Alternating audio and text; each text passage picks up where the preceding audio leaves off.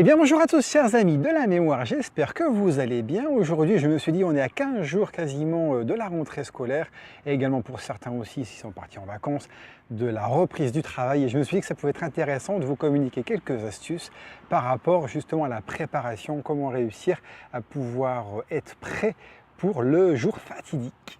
Notre cerveau s'est relâché pendant les vacances et à présent qu'est-ce qu'il nous demande? Simplement de se reconnecter, donc de réactiver. Donc ce que je vous propose, c'est on va réactiver notre capacité à mémoriser nos cours ou les tâches habituelles au niveau de notre activité professionnelle, mais également à renforcer la partie concentration qui nous aide bien sûr à quoi? À travailler, à réviser, à apprendre les choses au quotidien, mais également ce que notre prof ou ce que notre boss souhaite éventuellement de nous.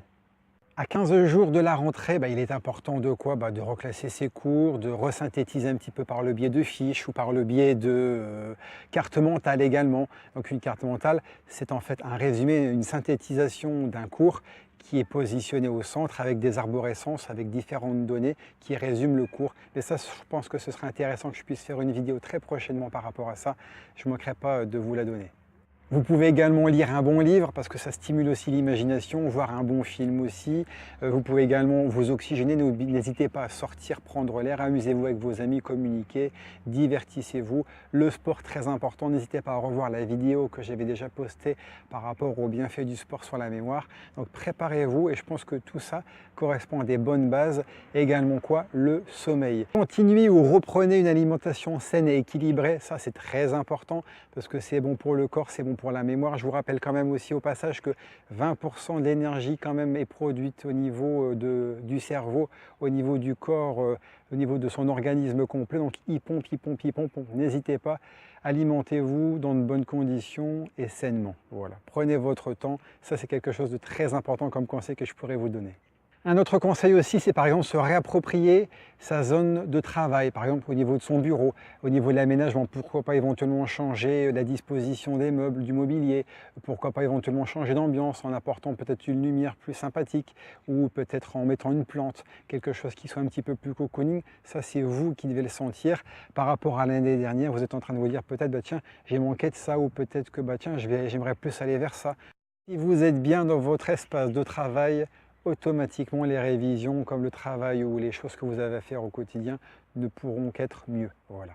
Je propose également, afin d'anticiper les périodes de stress, de doute peut-être, ou par exemple de manque de motivation par moment où vous posez beaucoup de questions, il y a quelque chose qui est très important qui pour moi l'est, c'est effectivement faire appel aux techniques de relaxation à un moment où on est en pleine conscience avec soi-même, on arrive à se concentrer sur sa respiration.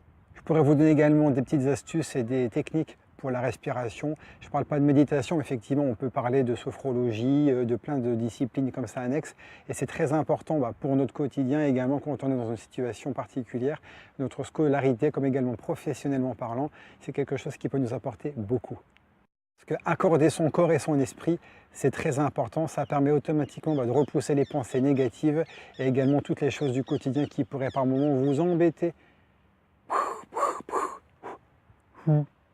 Et ça se ressent par quoi? Ça se ressent par des tensions sur le corps. Tiens, justement, j'ai une fourmi qui est en train de me chatouiller là. Ah, voilà, ça c'est fait. Et des rouges ou les noirs? J'ai fait me faire piquer. Accorder son corps et son esprit permet de repousser effectivement et de mettre de côté les pensées négatives et également les tensions musculaires et surtout en plus d'accroître votre concentration. Donc je pense que personnellement, essayez-le un petit peu. Je vous donnerai quelques techniques au cours d'une prochaine vidéo. Je pense que ça peut être très intéressant. L'attention et la concentration sont aussi des données très importantes parce que ça fait partie de l'apprentissage. Et ce que je vous propose, peut-être que vous le pratiquez, je ne sais pas, mais un nouveau mode peut-être de révision par rapport au fait que chaque être humain a un pouvoir mémoriel, a une sensibilité, a une attention qui est régulée entre 25 à 45 minutes. Donc c'est à vous après de mettre le curseur au bon endroit et de le jauger. Mais ce que je vous conseille, c'est peut-être de démarrer par des séquences d'entre 25-30 minutes, voire 35 minutes. Ensuite, vous entrecoupez par des petites pauses de quelques petites minutes.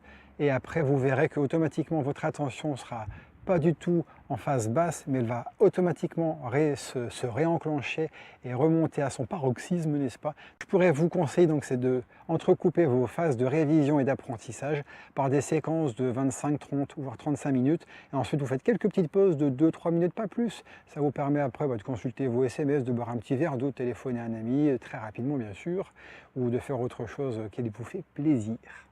La motivation est importante également, c'est une des premières choses qu'il faut avoir en tête, c'est cette volonté de vouloir réussir, de vouloir apprendre et d'être motivé aussi à apprendre de nouvelles choses. Et ça, c'est quelque chose qui est très important. Je sais que c'est pas facile, il y a des matières qui ne sont pas toujours très rigolotes, ou même professionnellement, il y a des tâches qui ne sont pas très rigolotes aussi, très intéressantes, peut-être très routinières.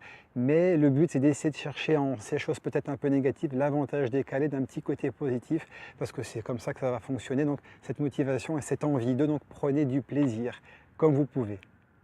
Point également très important, n'hésitez pas à vous fixer des objectifs et des buts atteignables parce que cela aura pour vous comme finalité d'orienter vos révisions vers quelque chose de précis, également de concret.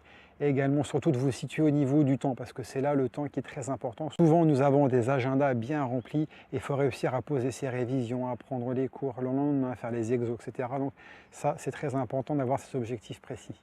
Oui, quand je travaille, je mets mon portable de côté, je cesse toute activité à travers les réseaux sociaux et autres alertes qui puissent arriver de mon téléphone, donc je le coupe. Ça vous permet automatiquement de ne pas être parasité par tous les éléments extérieurs et automatiquement votre concentration sera vraiment optimale. Et un conseil, faites-le, faites-le, faites-le. J'ai l'expérience de mon fils Simon qui a 17 ans, qui a passé sa première à son bac français. Il s'est repris à avoir ces différentes notes bonnes comme moins bonnes et le fait d'avoir mis le portable de côté automatiquement, qu'est-ce qui s'est passé? Ces notes, je peux vous assurer, elles s'en sont largement ressenties. Il a eu des points d'avance pour son bac français. Donc un conseil, je ne suis pas là pour vous donner des conseils de père, etc. mais c'est un point très important. Donc si vous pouvez le faire, faites-le, c'est pour votre bien.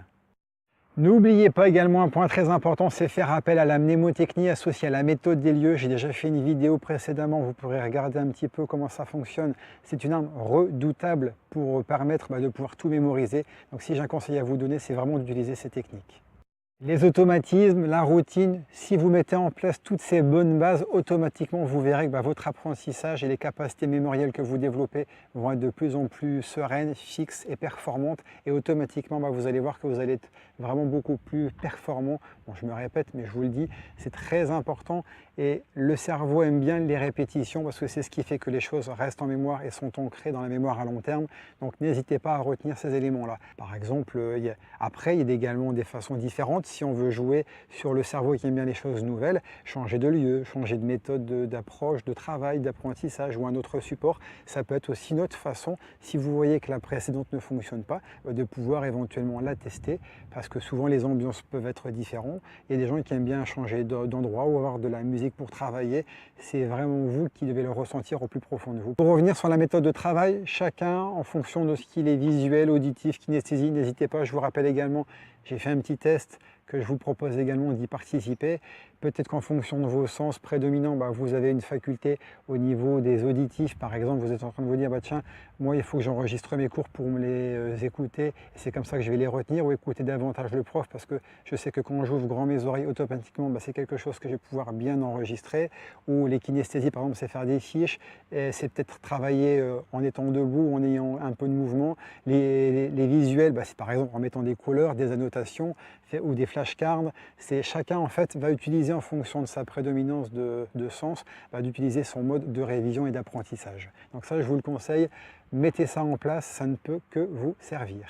Un point très important également pour terminer, c'est la récompense. C'est vraiment célébrer ses victoires, à la fois une bonne note, une bonne révision, avoir une to-do list où on a fait, par exemple, on avait tout un projet à faire, tiens, j'avais ça et ça et ça à faire, quel plaisir on ressent de pouvoir barrer la chose. Et en plus, on a une satisfaction très importante du travail accompli, de la révision, tout ça, à la fois professionnellement comme au niveau de la scolarité, donc n'hésitez pas. Ah, ça y est, il est l'heure de terminer cette petite vidéo. Prenez du plaisir. J'espère que cette petite vidéo vous a plu. Prenez grand plaisir à me partager, à me mettre des petits pouces si ça vous a plu. Et à très bientôt pour de prochaines aventures pour les clés de la mémoire.